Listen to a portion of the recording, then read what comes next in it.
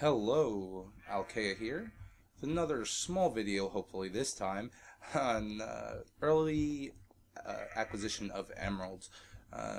Now, this machine, contraption thing, uh, is it does use apples. It uses about 1 apple per second. Energy-wise, about 1 RF per tick, 2 RF per tick. It's very, very energy friendly. You can probably run a solar panel, like one of those cheap solar panels, or I mean anything. It's 1 RF per tick, so I mean you can keep this running indefinitely. It's actually self-sustainable. If you have a tree farm, it will keep producing. So we'll get this going, and I'll show you how this works. Basically, you need a villager, one villager. Drop him in. Make sure you get him in the middle there, because you don't want him to suffocate. And as you see, he's taking damage, and he's healing right away. If we look at our apple consumption, about 1 apple per second. Now what this is a cyclic assembler set to make health syringes from MFR, non-factory reloaded health syringes, an autonomous activator that keeps basically injecting him, and a bunch of apples, really. So there we go, we have that set. Now this thing is going to, let's go ahead and get that emptied out whenever it comes back around. Basically, you're going to get this started. When you start this off, you want to have like a bit of emerald, a bit more than 1 emerald in there. Because of the way that Tinker's Construct works, if it empties out beyond the 1 emerald here, then the molten lead will be at the bottom, and it's not going to empty out for you. And you need this to empty out, but you want it to empty out and still have a little bit remaining, so that the liquefied emerald stays at the bottom of the tank. So this is set up with one of these, a timer set to 48 seconds. It should keep emptying out right before it gets to that point where it's over the 1 emerald limit. And let's just make sure that it's going to do that again. It should, but I mean, if you need to tweak it, you might have to tweak it for server lag, I guess, or depending on how much damage. I don't know, maybe different difficulties might change that. But for whatever difficulty we have it on now, it's 48 seconds.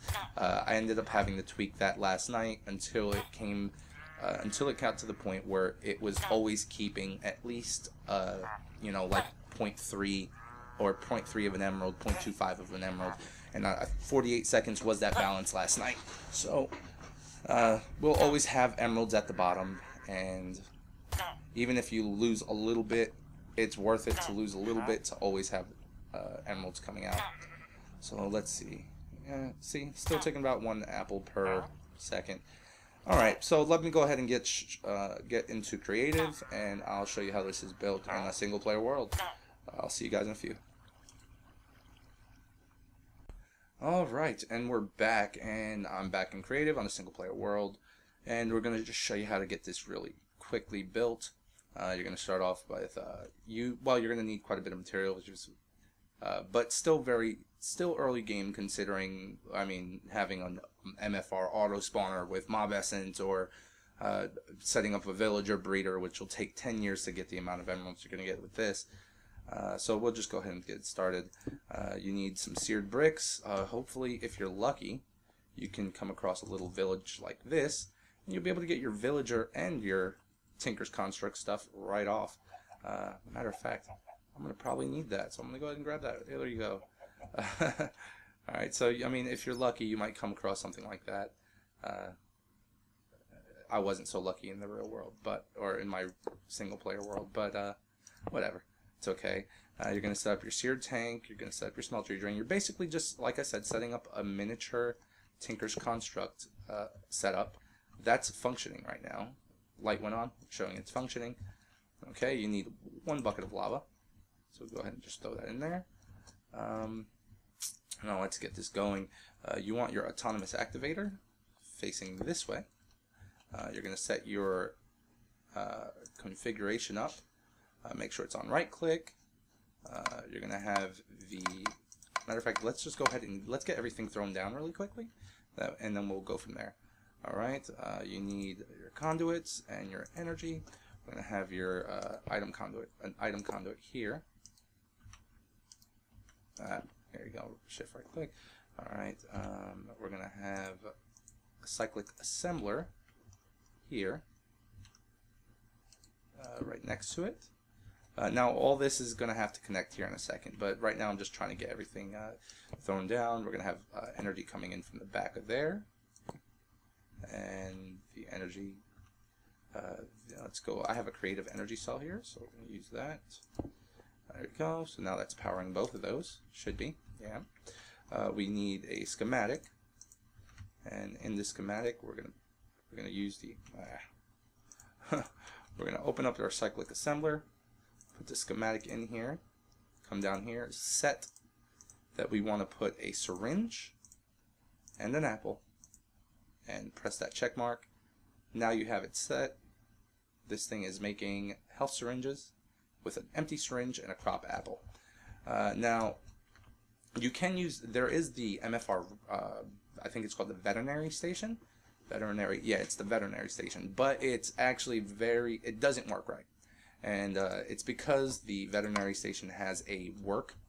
Let's see, I'll show you why I'm not using that instead of this. First of all, if you do use it, it's very it uses quite a bit of energy, and it actually blows through your syringes. For some reason, I don't know why, it'll use 10 syringes on one guy, so it's not very helpful. But let's go ahead and get this as an output. Alright, the input up top, so we're going to have to put another item conduit across the top.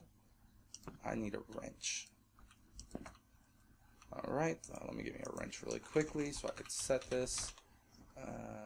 This one works.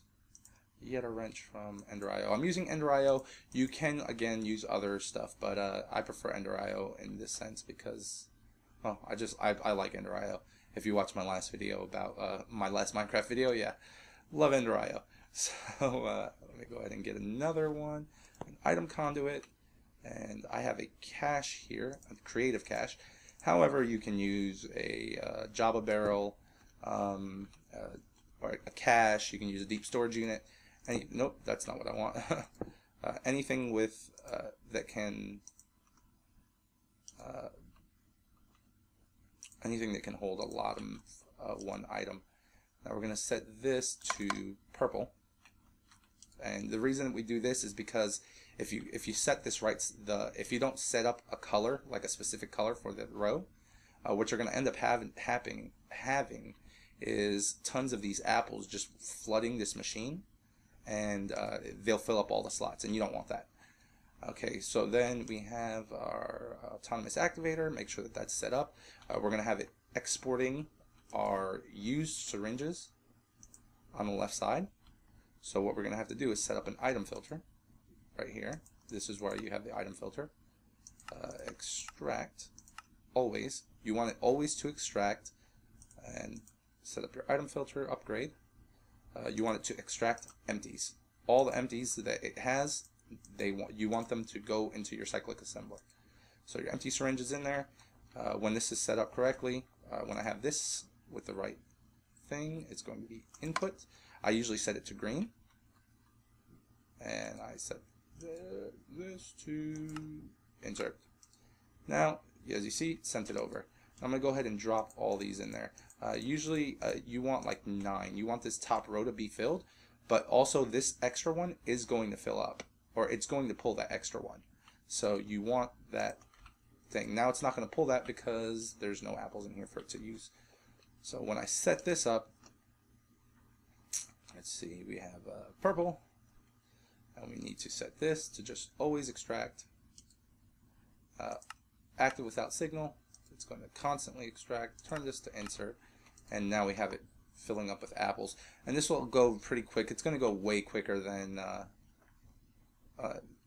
it's going to go way quicker than like most things, and it will keep. It's fine. It'll keep up. Anyway, so now you see it made it. The top row is filled, and the one syringe is up here. That's not a ghost item. That's an actual item. So you want like one syringe in there all the time. That way it's instantly feeding back. If it's a little bit slow, if you're running low on a thing. Now this is a resonant I hated to do that, but I don't want you to think that you need a resonant. You really don't need a resonant. You can use the basic. Well, apparently it's not going to let me get the basic. So we're just going to use the resonant for now. That wasn't great. All right, yeah, you can use the regular one. That's what I'm using, is the regular cyclic assembler.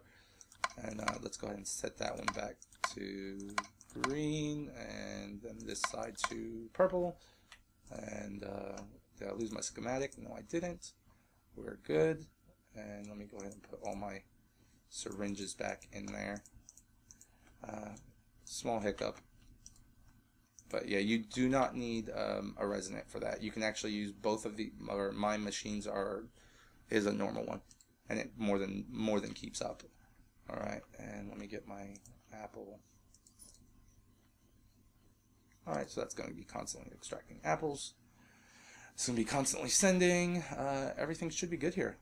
Let me just make sure that it's working as intended. Why is it not? Oh, it doesn't have an extraction point. Okay, you want the extraction point at the top. So you want extract, always on, at the top here, insert, come over here and, oops, this is not, whoops, yeah, derp. All right, you need a filter. What's it doing here? You need the top to be configured to extract only. Whoops, that shouldn't have happened. There you go. Now it's going to work right. And now it's going to cycle through. Can't believe I derped like that. Alrighty, and now we have our setup, and really that's it. This is set up for the most part. You have the blocks set. Now, let me just get a block. You need let's go with one of these, stone block, whatever, and a drain.